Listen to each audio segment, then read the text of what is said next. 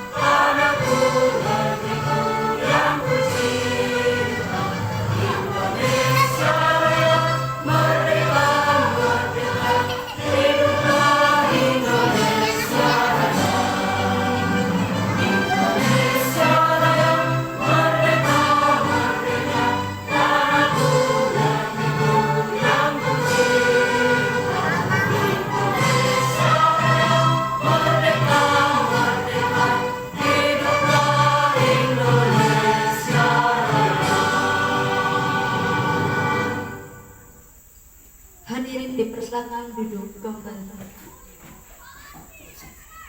Bapak Ibu Guru, kita akan melanjutkan acara kita yang ketiga, yaitu sambutan dari Bapak Kepala Sekolah SDN Pandawe 1 kepada Bapak Ikin SPD. Dipersilakan.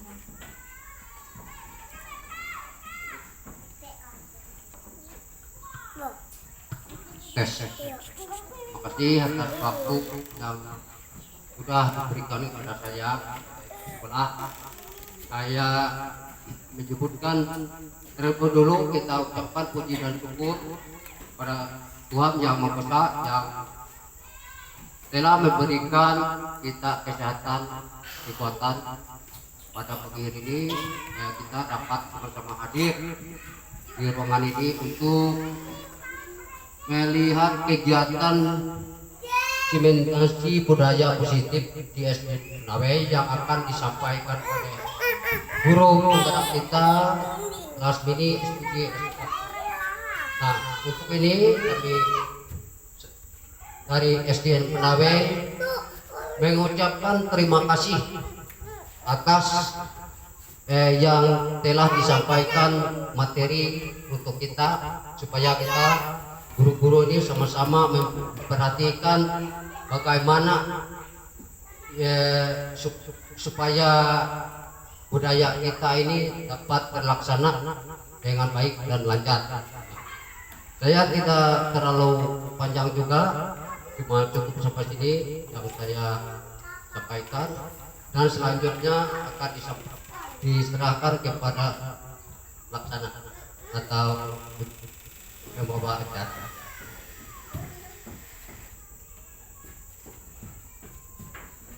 Terima kasih kepada Bapak Kepala Sekolah yaitu Bapak Ikin SPD yang telah memberikan kata sambutan pada hari ini. Berikutnya adalah acara yang keempat yaitu acara inti diseminasi budaya positif yang akan disampaikan oleh calon guru penggerak angkatan 10 dari SDN Pandawe yaitu Ibu Lasmini SPDH. Kepada Ibu Lasmini SPDH dipersilakan.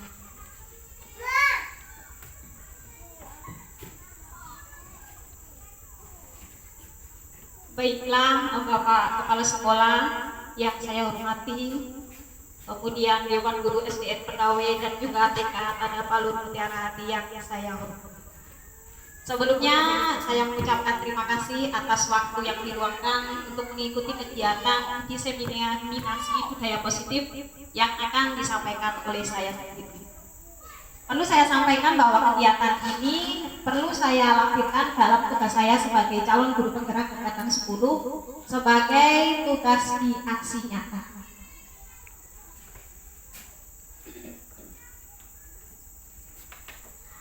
Sebelum saya memulai tentang pemaparan diseminasi positif ini, ada pertanyaan pemantik Bapak Ibu. Sebelumnya ini kita santai saja Bapak Ibu ya, karena mengingat ini memang jam pulang sekolah, jadi mungkin jam-jam rawan bagi kita. Semoga apa yang saya sampaikan sedikit menambah wawasan untuk Bapak Ibu sekalian. Yang pertama, pemberian hukuman dapat mendisiplinkan siswa. Apakah Bapak Ibu setuju terhadap pernyataan tersebut? Pemberian hukuman dapat mendisiplinkan siswa. Setuju. Kemudian yang kedua, pemberian hadiah meningkatkan prestasi siswa. Setuju. Yang ketiga, guru harus mampu memberikan solusi untuk setiap siswa yang bermasalah. Setuju Bapak Ibu? Setuju. Kemudian guru berperan sebagai teman bagi siswa. Setuju Bapak Ibu? Setuju. Pada pemaparan kita kali ini, kita akan mencari jawaban dari 4 pertanyaan tersebut. Nah, sebelumnya kita akan memahami tentang positive mindset. Apa itu budaya positif? Budaya positif adalah perwujudan dari nilai-nilai atau keyakinan universal yang diterapkan di sekolah.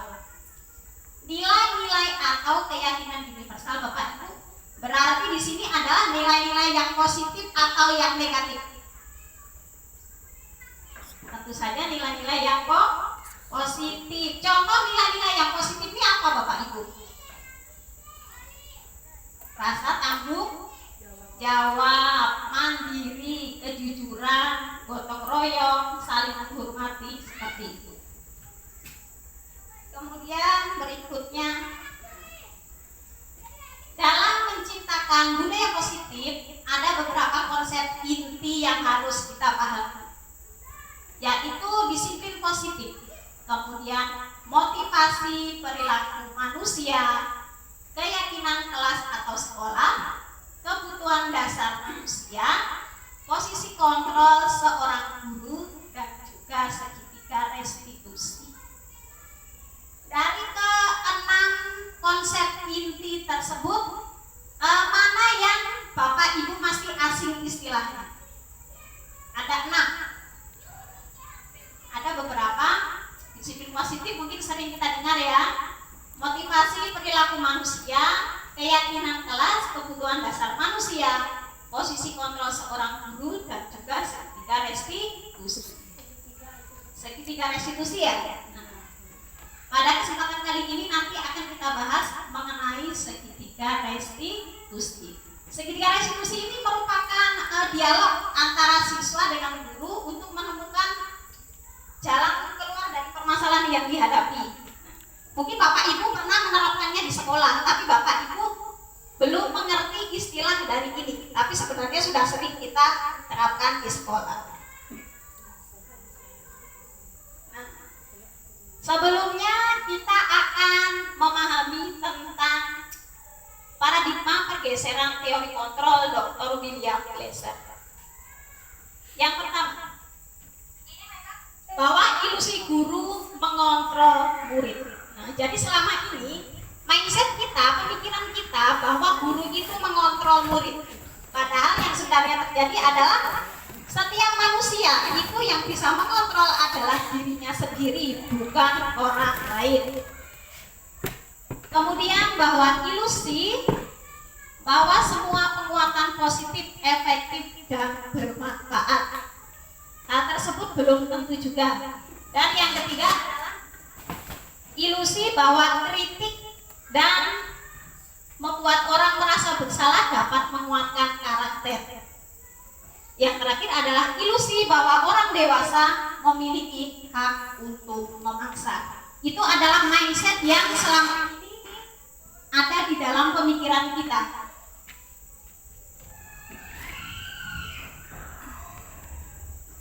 Berikutnya, bagaimana seseorang bisa berubah dari paradigma stimulus respon kepada pendekatan teori kontrol. Stimulus respon di sini Bapak Ibu adalah ilusi, apa yang kita pikirkan. Sedangkan teori kontrol itu adalah kenyataan yang sebenarnya terjadi. Yang pertama, realitas kebutuhan kita sama. Kita selalu berpikir bahwa realitas kebutuhan kita itu sama, setiap siswa itu sama. Padahal yang sebenarnya terjadi adalah realitas atau kebutuhan kita itu berbeda. Yang kedua, semua orang melihat hal yang sama. Padahal yang sebenarnya terjadi adalah setiap orang memiliki gambaran yang berbeda. Berikutnya, kita mencoba mengubah orang agar berpandangan sama dengan kita. Padahal yang sebenarnya terjadi, kita berusaha memahami pandangan orang lain tentang dunia. Berikutnya, pemikiran kita selama ini adalah perilaku buruk dilihat sebagai suatu kesalahan. Padahal yang sebenarnya terjadi bahwa setiap perilaku itu pasti memiliki tujuan. Baik itu perilaku yang positif ataupun perilaku yang negatif pasti memiliki tujuan. Berikutnya, orang lain bisa mengontrol saya. Padahal yang sebenarnya terjadi hanya Anda yang bisa mengontrol diri Anda sendiri. Kemudian berikutnya, saya bisa mengontrol orang lain. Padahal kenyataannya Anda tidak bisa mengontrol orang lain. Kemudian pemaksaan ada pada saat bujukan gagal. Padahal yang sebenarnya terjadi, kolaborasi dan konsensus menciptakan pilihan-pilihan baru. Kemudian model berpikir pada stimulus respon itu adalah menang atau kalah. Sedangkan pada teori kontrol, model berpikirnya adalah menang dan menang.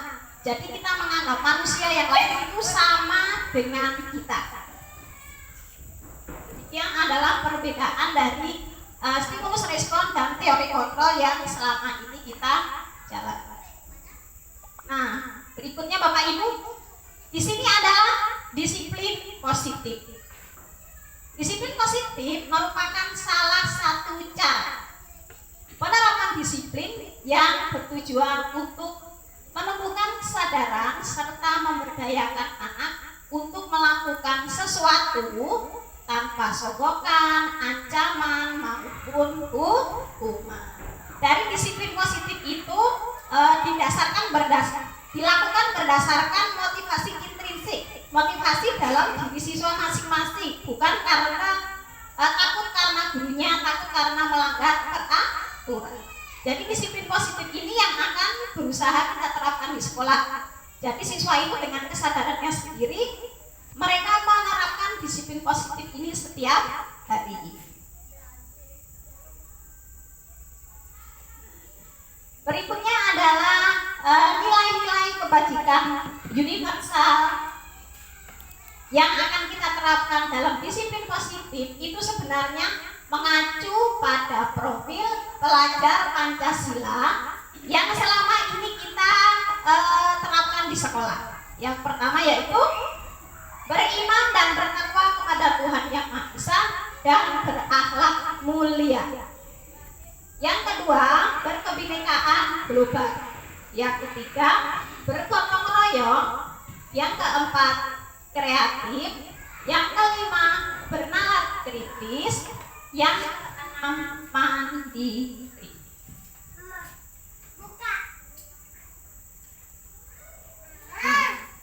Sekarang kita akan belajar motivasi perilaku manusia. Seperti yang saya sampaikan tadi Bapak Ibu bahwa setiap perbuatan manusia, baik siswa maupun guru, orang dewasa maupun anak-anak, pasti memiliki motivasi dalam perilakunya sehari-hari. Yang pertama adalah menghindari ketidaknyamanan atau hukuman. Yang kedua, mendapat imbalan atau penghargaan. Yang ketiga, menghargai diri dan menjadi orang yang mereka inginkan. Ini motivasi kita sebagai guru. Ya, itu di sekolah itu kita apa Bapak Ibu guru? Jujur saja. Motivasi perilaku kita di sekolah itu nomor 1, nomor 2, atau nomor 3. Motivasi kita berangkat ke sekolah misalnya, kita berangkat mengajar. Kalau saya, jujur ya, saya masih motivasi saya itu masih nomor 1 dan nomor 2. Ya, saya masih menghindari ketidaknyamanan atau hukuman. Misalnya teguran dari Bapak Kepala Sekolah, kemudian mendapat imbalan atau penghargaan. Nah, jujur motivasi saya selama ini masih nomor 1 dan nomor 2. Begitu juga siswa kita di sekolah. Siswa kita di sekolah masih banyak yang memiliki motivasi antara nomor 1 dan nomor 2. Sekarang, bagaimana cara kita menciptakan motivasi perilaku siswa menjadi yang nomor 3, yaitu menghargai dirinya dan menjadi orang yang mereka inginkan.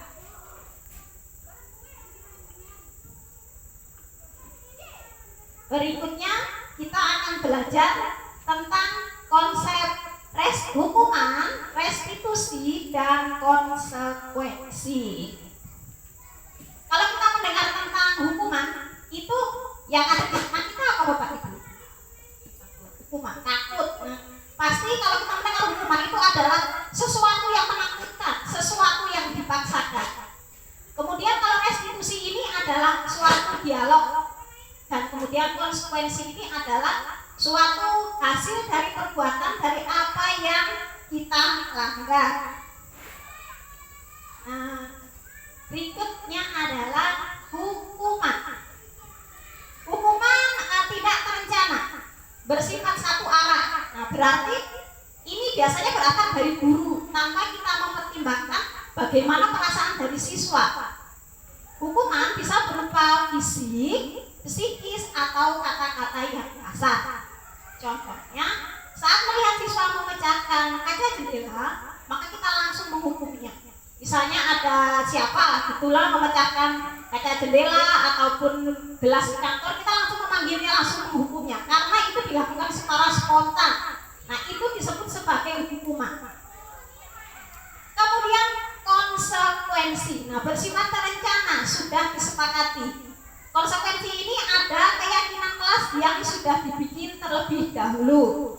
Bentuk-bentuk konsekuensi konsekuensi dibuat oleh pihak guru atau sekolah. Jadi sudah ada aturan tata tertib yang memang sudah tertulis secara nyata. Yang ketiga adalah restitusi. Adalah proses menciptakan kondisi bagi murid untuk memperbaiki kesalahan mereka sehingga mereka bisa kembali pada kelompok mereka dengan karakter yang lebih kuat.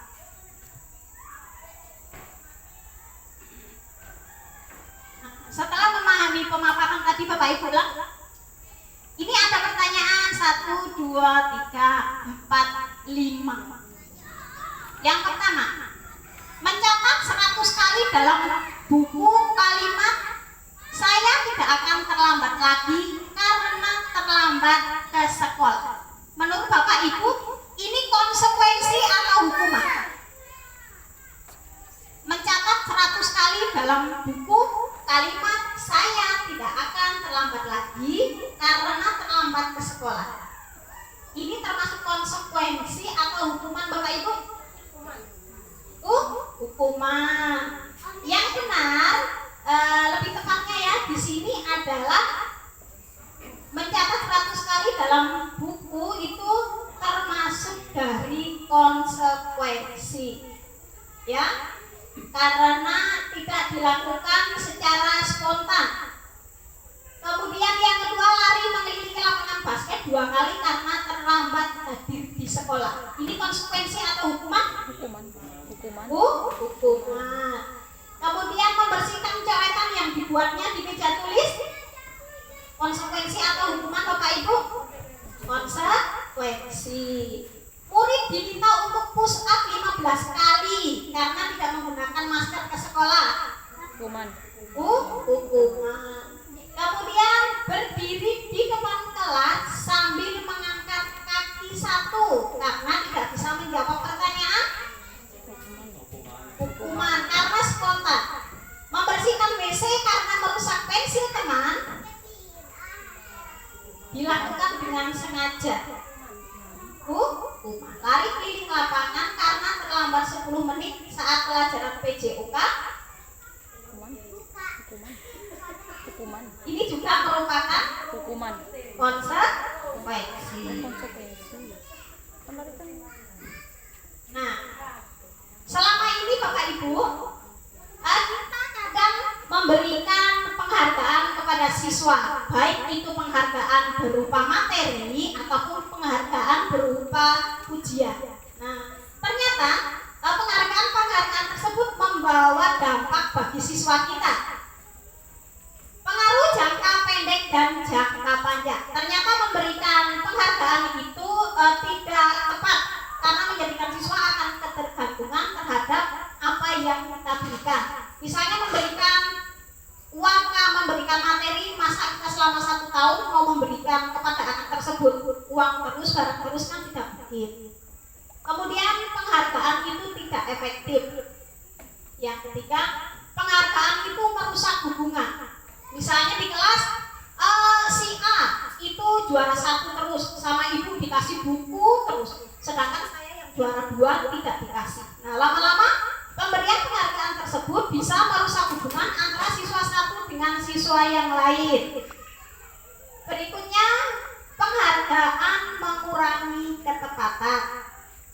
Penghargaan mengurangi kualitas, penghargaan mematikan kreativitas, penghargaan itu menghukum. Nah, seperti yang dibilang tadi, kalau dia tidak mendapatkan penghargaan, maka si anak akan merasa gagal. Kenapa sih aku nggak pernah dikasih uang sama ibu, nggak pernah dikasih buku sama ibu, seperti itu. Kemudian motivasi dalam diri siswa atau intrinsiknya akan menjadi berkurang atau mati. Nah, sekarang mengapa kita membuat keyakinan kelas bukan peraturan kelas? Apakah kalimat keyakinan kelas ini asing bagi Bapak Ibu semua? Ya, keyakinan kelas ini sebelumnya adalah peraturan kelas, tata tertib di kelas. Nah, kemudian ini mengapa keyakinan kelas bukan peraturan kelas? Nah, ini adalah pertanyaan pemantik. Mengapa kita memiliki peraturan tentang penggunaan helm pada saat mengendarai kendaraan roda 2 atau motor. Kira-kira kalau Ibu dikasih pertanyaan seperti itu, jawabannya kita apa? Mengapa kita memakai helm saat mengendarai motor? Untuk menghindari kecelakaan, terus apa lagi? Melindungi diri. Kalau yang paling utama biasanya apa? Taat pada lalu lintas. Jadi yang sebenarnya terjadi adalah kita takut pada peraturan, takut pada Pak Polisi ya. Itu merupakan motivasi yang bukan berasal dari diri kita. Karena memakai helm cuma karena takut pada polisi. Tapi kalau keyakinan kita, motivasi kita dari diri kita, pasti karena kita takut celaka. Nah, kita takut celaka makanya kita menggunakan helm. Mau ada polisi, mau enggak, pokoknya pakai helm terus demi keselamatan. Belen Hill skincare bun. Belen Hill skincare, wah jujur lah. Kemudian, mengapa kita memiliki peraturan tentang penggunaan masker dan mencuci tangan setiap saat? Ini kita lakukan pada saat pandemi COVID-19 beberapa tahun yang lalu. Nah, mengapa kita memiliki peraturan tersebut? Kita kan nggak diundang bikin peraturannya, tapi kita mematuhi aturan tersebut. Pada awalnya, menggunakan masker dan mencuci tangan setiap saat itu merupakan peraturan yang harus kita jalankan. Kita pokoknya terpaksa kemana-mana pakai masker, pengap lah, bijunya nggak kelihatan lah, seperti itu. Tapi lama-lama menggunakan masker dan mencuci tangan ini menjadi penting demi menjaga kesehatan kita. Jadi bukan lagi menggunakan motivasi yang karena mematuhi himbauan dari pemerintah. Nah, keyakinan kelas dibuat berdasarkan kesepakatan guru dan siswa bersifat universal. Jadi keyakinan kelas itu tidak bisa dibuat oleh guru sendiri, tetapi harus melibatkan siswa dan bersifat universal. Kemudian peraturan itu biasanya dibuat oleh guru Bapak Ibu dan bersifat satu arah atau memaksakan. Itu adalah perbedaan antara keyakinan kelas dan peraturan yang selama ini masih membuat bingung kita. Kenapa disebut keyakinan kelas bukan merupakan peraturan kelas? Nah, berikutnya Bapak Ibu, jadi mengapa keyakinan kelas dan bukan peraturan kelas?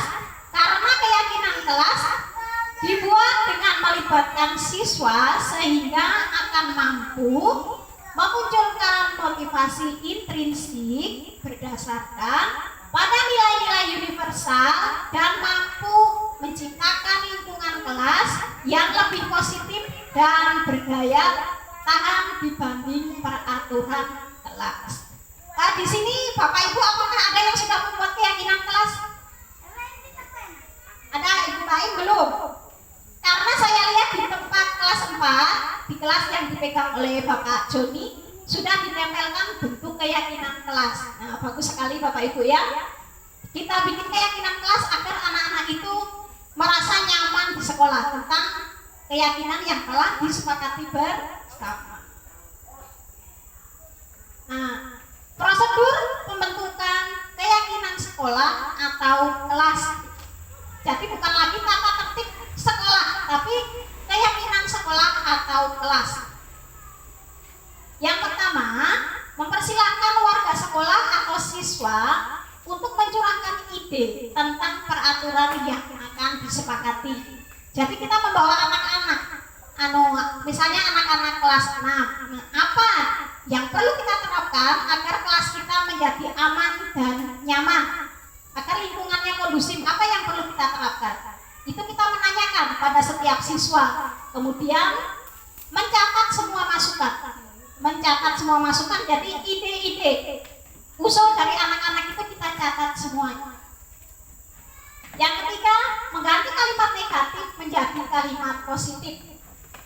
Ini maksudnya kalimat negatif, misalnya jangan membuang sampah sembarangan, itu kalimat negatif, kalimat yang terkesan kasar. Kita menjadi positif menjadi buanglah sampah pada tempatnya. Jadi harus menggunakan kata-kata yang halus. Kemudian misalnya tidak boleh datang terlambat. Nah, itu kalimat negatif. Kita ganti menjadi kalimat positif menjadi datang tepat waktu. Jadi Bapak Ibu kalau membuat keyakinan kelas itu usahakan jangan menggunakan kalimat yang negatif. Kemudian tinjau kembali curahan pendapat yang terkumpul dan susun menjadi keyakinan kelas atau sekolah. Tinjau ulang keyakinan kelas yang sudah tersusun. Biasa keyakinan kelas itu tidak boleh terlalu banyak Bapak Ibu, karena anak itu akan kesulitan mengingatnya. Nah, idealnya keyakinan kelas itu terdiri dari 3 sampai 7 keyakinan.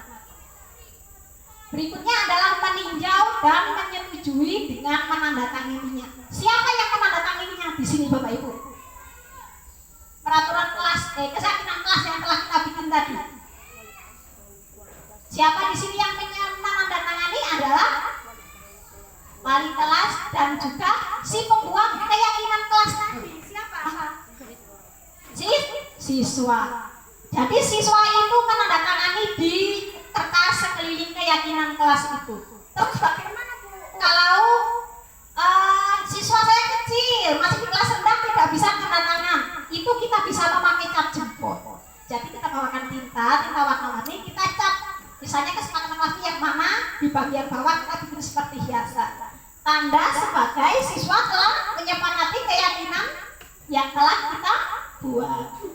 Kemudian keyakinan kelas ditempel di dinding kelas, ya. Jadi ditempelnya di mana Bapak Ibu? Di dinding kelas, di tempat yang mudah terlihat, jangan di atas jendela. Di tempat yang mudah dilihat siswanya kecil-kecil, nempelnya di atas, pasti tidak kelihatan. Supaya apa? Supaya siswa itu ingat terus dengan keyakinan kelas apa yang telah mereka sepakati. Sekarang kita akan belajar 5 posisi kontrol guru.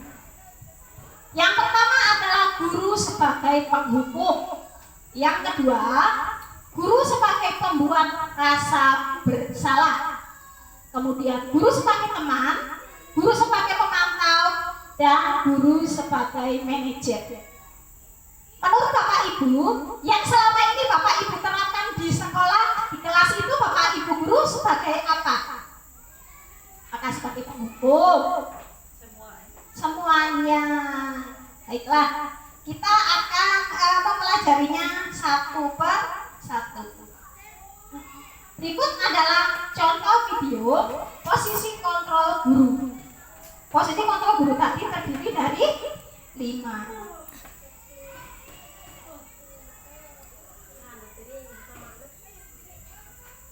Ambil diminum Bapak Ibu. Jam biru, jam kawan. Yang pertama, posisi kontrol guru sebagai penghukum.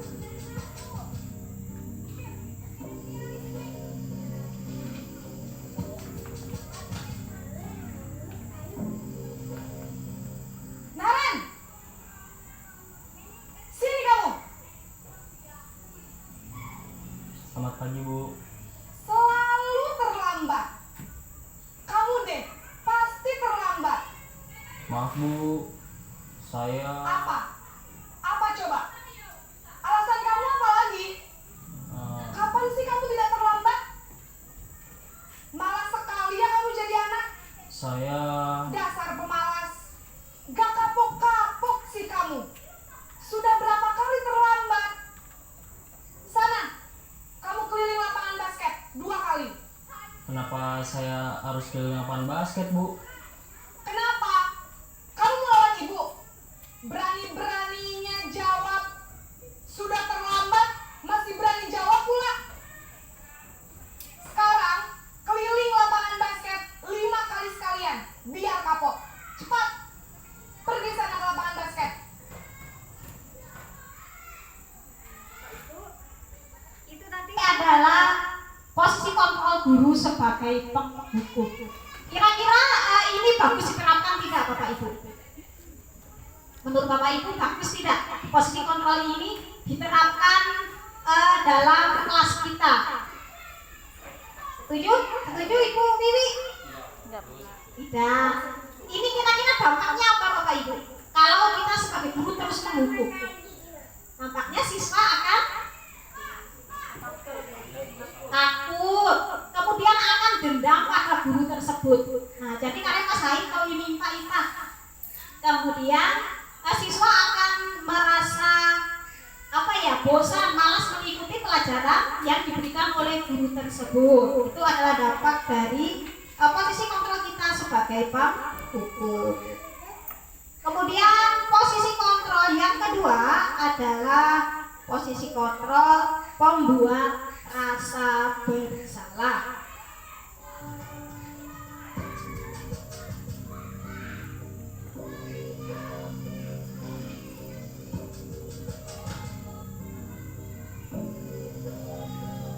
Naren,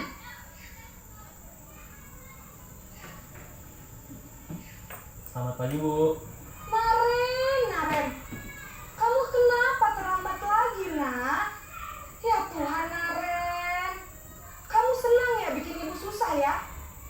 Kalau kamu terlambat lagi, nanti ibu yang ditegur bapak kepala sekolah, nak. Disangka ibu tidak bisa membina kamu. Duh, gimana ini? Maaf, Bu. Duh, Gusti Naren, kamu suka ya kalau ibu ditegur bapak kepala sekolah? Terus, sekarang ibu harus tulis apa ini di buku absen? Ini kamu sudah sering terlambat loh. Ibu harus apa coba? Maaf, Bu. Maaf sekali. Ya sudah, lain kali jangan bikin ibu susah lagi ya, nak ya. Ibu tidak akan kuat lagi kalau kamu begini terus. Bisa jantungan kalau ibu ditegur bapak kepala sekolah.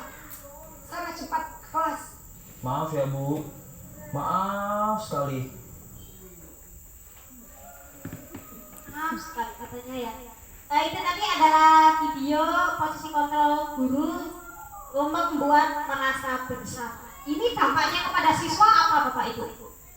Siswa akan merasa dia menjadi pribadi yang gagal, yang tidak bisa membahagiakan orang lain. Kemudian kata-kata gurunya juga gitu, nanti ibu jantungan, nanti ibu lama-lama stroke. Nah seperti itu. Jadi seperti mematikan semangat dari siswa tersebut. Berikutnya posisi kontrol yang ketiga adalah posisi kontrol sebagai pemantau.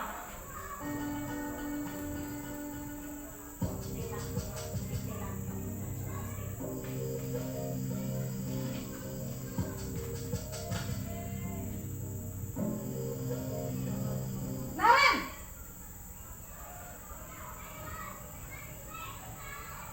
Selamat pagi, Bu. Naren, apa peraturan sekolah kita tentang jam berapa kita harus masuk sekolah, nak?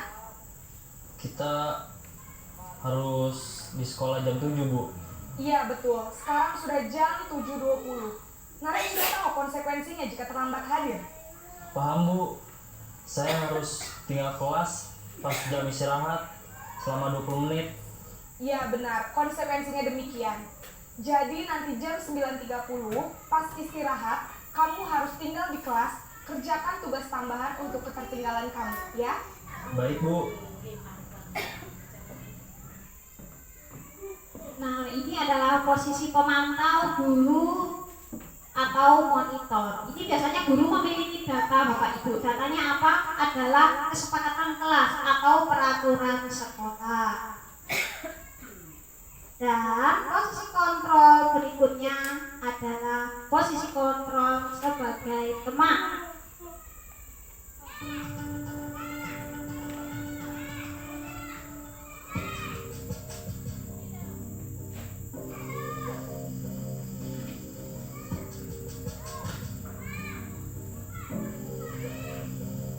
Naren,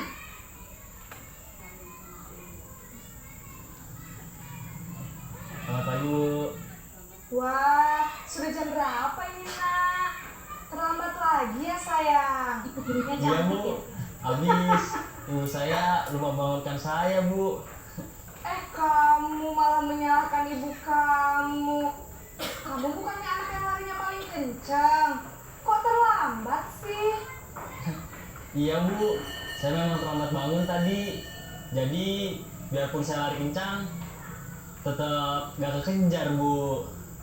Ya sudah sana. Nanti lain kali larinya lebih kencang lagi ya. Biar gak terlambat lagi. Bikin seneng ibu. Demi ibu. Bisa kan? Bisa lah, Bu. Ya sudah sana masuk kelas. Ibu beresin urusan absen kamu. Kamu ini ada-ada saja. Nah, itu tadi adalah posisi kontrol guru sebagai teman. Biasanya sering dilakukan oleh ibu guru ya. Kalau bapak-bapak itu biasanya kurang ya Kak ya. Karena memang apa ya, anak-anak itu kadang memang memiliki emosi yang tidak stabil. Ini posisi kontrol guru sebagai manajer.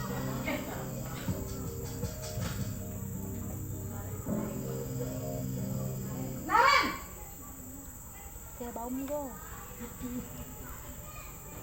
Selamat pagi, Bu. Selamat pagi Naren. Maaf, Bu. Saya terlambat. Iya, sekolah masuknya jam 7, sekarang sudah jam 7.20. Jadi sekarang bagaimana ini Naren? Maaf, Bu. Saya lupa setel alarm saya semalam. Baiklah, menurut kamu, keyakinan sekolah yang mana yang perlu kamu tingkatkan? Menghargai diri sendiri dan orang lain mungkin ya, Bu. Setuju. Jadi, apakah Naren meyakini prinsip saling menghormati tersebut? Iya, Bu. Saya meyakininya.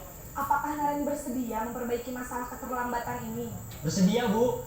Bagaimana kamu akan perbaiki masalah keterlambatan ini? Saya akan coba untuk tidak lupa menyetel alarm saya, Bu. Baik, kalau Naren lupa menyetel alarm di rumah, ada orang yang kira-kira bisa bantu mengingatkan tidak?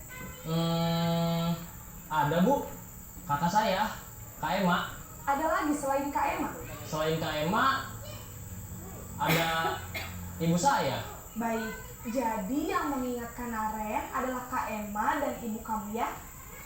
Kira-kira akan mulai start alarm kapan nih Naren? Setelah pulang sekolah, akan segera saya lakukan.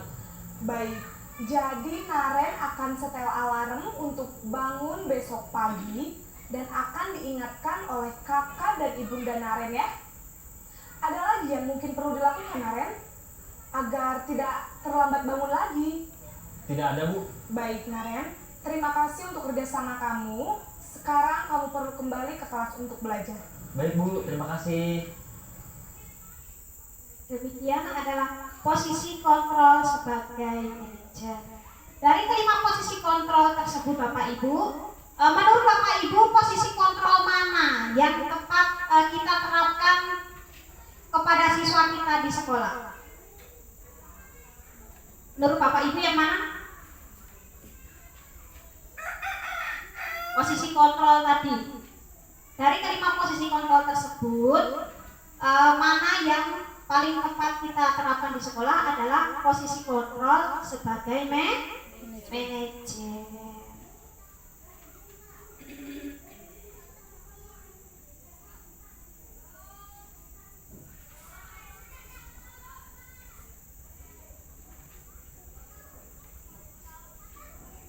Bapak Ibu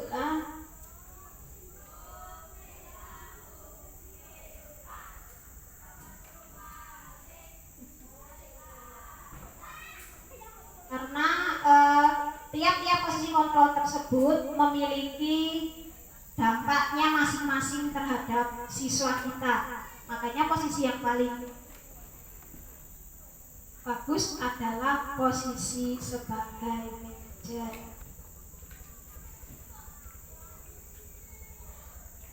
Nah,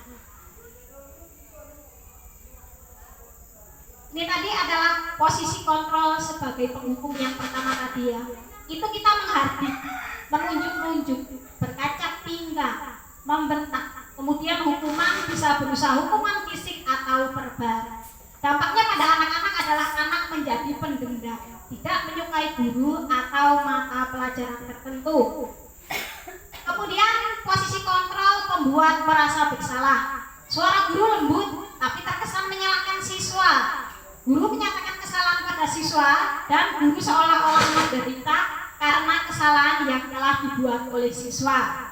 Membuat siswa merasa bersalah, rendah diri, dan menarik diri dari lingkungannya. Kemudian posisi kontrol sebagai teman. Guru bersikap ramah, cenderung bersenda gurau untuk menghangatkan suasana. Nah, tetapi ada dampaknya juga. Murid bergantung pada satu orang guru saja, hanya suka pada satu orang guru saja. Kemudian membuat siswa tidak mandiri. Kalau tidak ada ibu itu, saya tidak mau mengerjakan. Seperti itu. Itu namanya siswa tidak mandiri. Kemudian posisi pemantau tadi. Ada bicara guru dan ekspresinya datar. Menciptakan identitas siswa berhasil.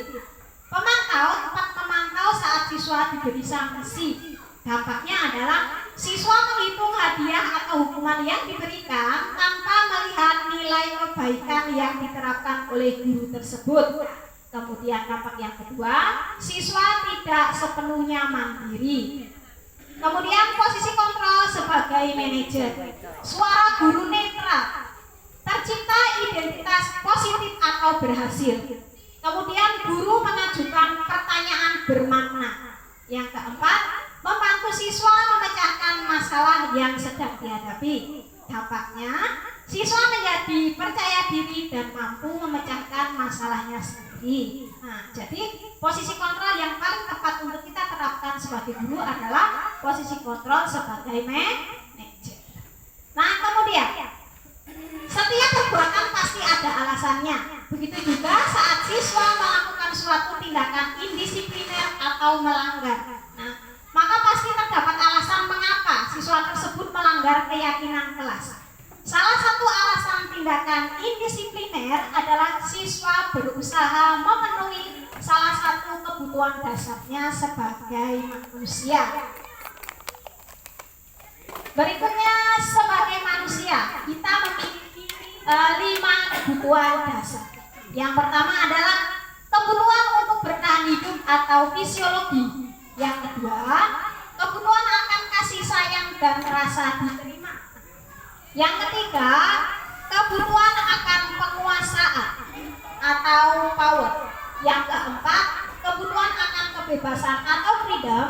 Dan yang kelima adalah kebutuhan akan kesenangan atau fun. Nah, itu ada 5 kebutuhan dasar manusia. Ini Bapak Ibu, kira-kira siswa kita memiliki kebutuhan dasar yang sama tidak dengan kita sebagai orang dewasa? Sama nggak? Bertahan hidup misalnya, sandang, pangan, papan. Anak-anak membutuhkannya tidak? Membutuhkan.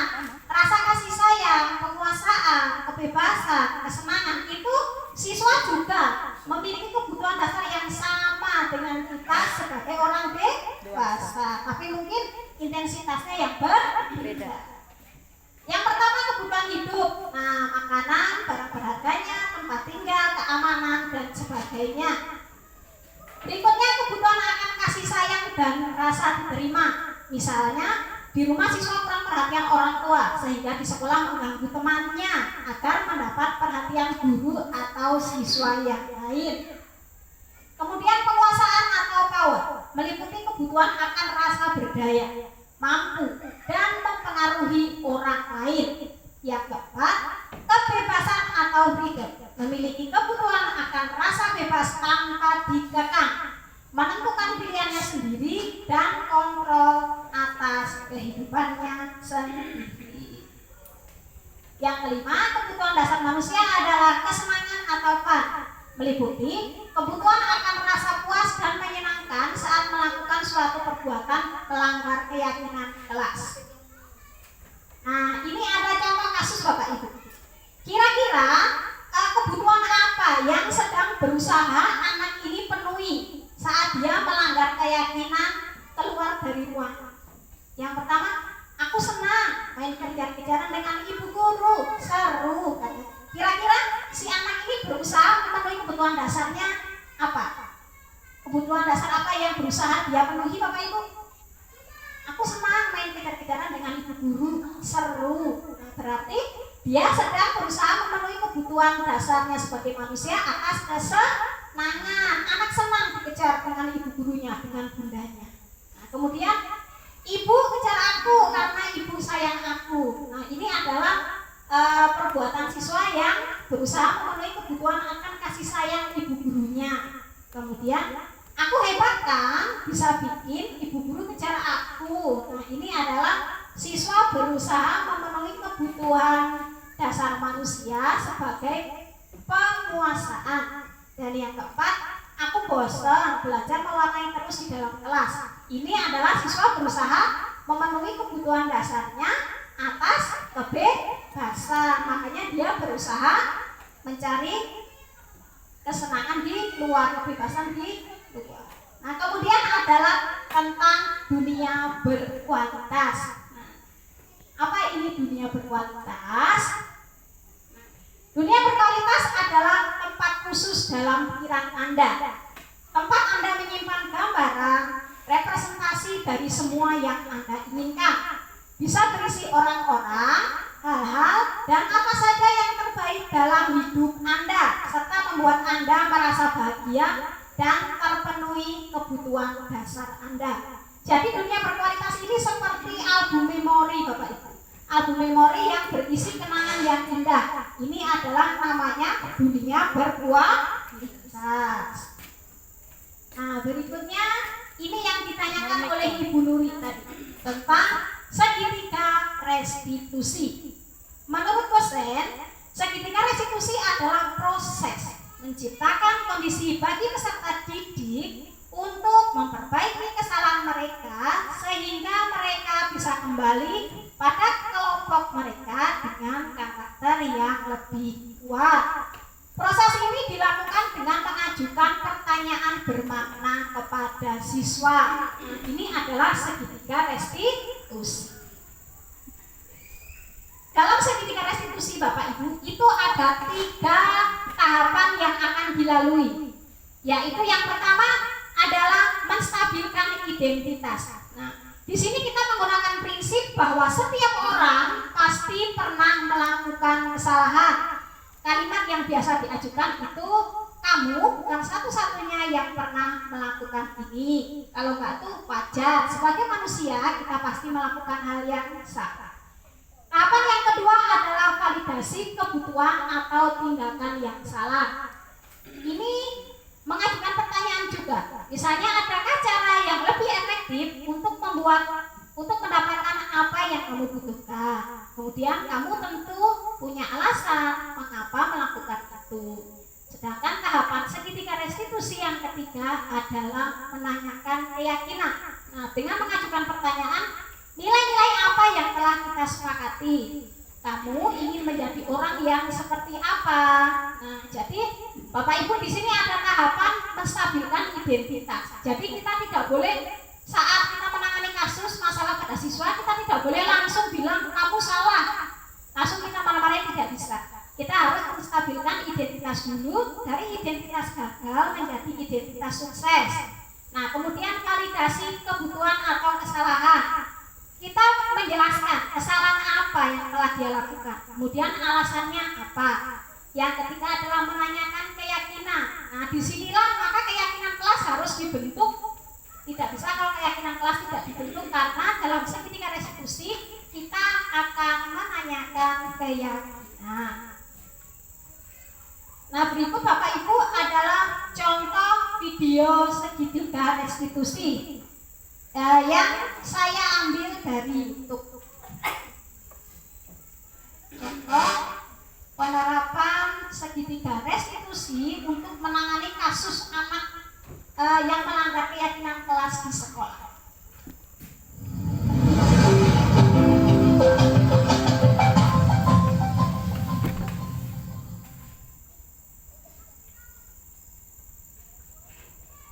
Assalamualaikum warahmatullahi wabarakatuh. Saya Heriana, calon guru penggerak angkatan 7 dari SMP Negeri 3 Cikesal, Kabupaten Serang. Video ini adalah praktik penerapan segitiga restitusi untuk menyelesaikan permasalahan siswa di sekolah saya. Sebagai informasi, segitiga restitusi adalah suatu proses dialog yang dijalankan guru atau orang tua agar dapat menghasilkan murid yang mandiri dan bertanggung jawab. Terdapat 3 tahapan segitiga restitusi, yaitu menstabilkan identitas, validasi tindakan yang salah, dan menanyakan keyakinan. Pada tahap menstabilkan identitas dilakukan berdasarkan prinsip membuat kesalahan adalah bagian dari proses pembelajaran yang nantinya akan menggeser identitas gagal ke identitas sukses. Selanjutnya, tahap validasi tindakan yang salah dilakukan dengan berdasarkan prinsip setiap perilaku berupaya memenuhi suatu kebutuhan tertentu. Guru akan bergeser dari pemikiran stimulus respon menjadi proaktif, sehingga dengan mengenali dan mengakui kebutuhan murid akan memperbaiki hubungan dengan murid. Tahap terakhir adalah menanyakan keyakinan. Pada tahap ini, murid akan diberi pertanyaan-pertanyaan bermakna untuk memunculkan motivasi secara intrinsik, sehingga mampu mengaitkan keyakinannya dengan tindakan yang salah. Kasus pertama, Mina tidak terima pekerjaannya selalu dicontek oleh temannya. Ia marah dan tidak bisa menahan emosinya. Berikut adalah skenario penyelesaian masalah menggunakan segitiga restitusi. Mina, tadi ibu dengar laporan dari ketua kelas, katanya kamu habis bertengkar ya dengan Dika? Iya Bu, habis kesal sih. Kenapa kesal? Dika terus-menerus mencontek hasil pekerjaan saya. Bukan hanya PR, tugas juga selalu dicontek. Oh begitu, ya wajarlah kalau kamu marah dan kesal. Jika ibu ada di posisi kamu, ibu juga pasti akan berbuat hal yang sama. Lalu, apa yang kamu lakukan terhadap Dika? Saya marah-marah Bu, saya maki-maki Dika. Dan tanpa sadar saya menggebrak mejanya Bu. Oh begitu, pasti kamu berbuat seperti itu ada alasannya ya? Iyalah Bu, masa saya diam saja? Saya kan sudah susah payah mengerjakan soal. Tapi Dika hanya mencontek, tidak mau berusaha sendiri. Ya wajarlah kalau kamu merasa marah karena tidak rela pekerjaanmu dicontek begitu saja oleh Dika. Ibu sangat menghargai tindakan kamu yang tidak berbuat lebih buruk daripada itu, misalnya memukul. Sekarang coba kita pikirkan, tindakan kamu marah sampai menggebrak meja, apakah sesuai dengan keyakinan kelas kita? Tidak Bu, Menurut kamu, keyakinan kelas apa yang sudah dilanggar? saling menghormati antar teman. Ya betul, menurut kamu saling menghormati antar teman itu penting tidak untuk kamu? Penting Bu. Baik, kalau menurut kamu itu penting, jadi keyakinan apa yang harus kamu lakukan pada saat kamu sedang marah? Harus lebih sabar Bu. Kamu bersedia memperbaiki masalah ini? Bersedia Bu. Apa yang akan kamu lakukan untuk memperbaiki masalah ini? Saya harus lebih bersabar dan menahan amarah saya. Kalau ada teman yang mencontek, saya akan melaporkan kepada guru mata pelajaran atau wali kelas saya, Bu. Ya, tepat sekali tindakan kamu, Mina. Tetap semangat ya. Sekarang silakan kembali ke kelas. Terima kasih, Bu. Ya, sama-sama. Assalamualaikum warahmatullahi wabarakatuh. Nama saya Mina. Mengingat waktu Bapak Ibu lah videonya saya persingkat saja. Sebenarnya di sini ada 2 kasus. Nah, tadi adalah gambaran penyelesaian kasus siswa menggunakan segitiga restitusi. Tadi ada tahapan validasi tindakan yang salah, kemudian menanyakan keyakinan dan menstabilkan identitas.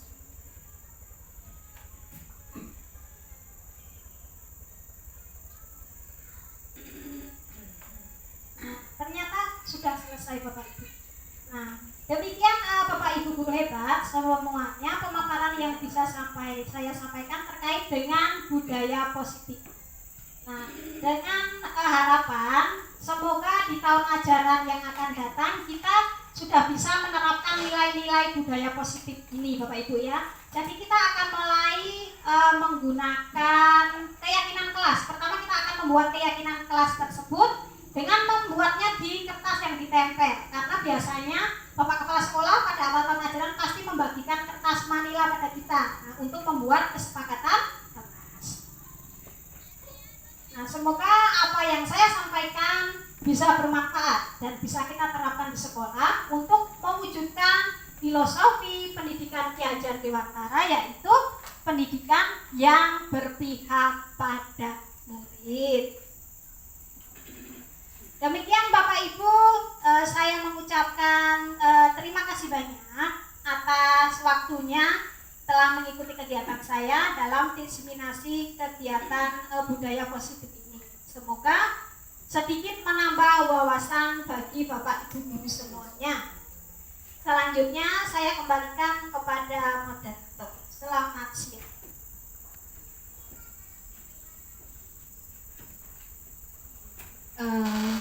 Baik, terima kasih kepada Ibu Lasmini SPDH yang telah menyampaikan materi pada siang hari ini.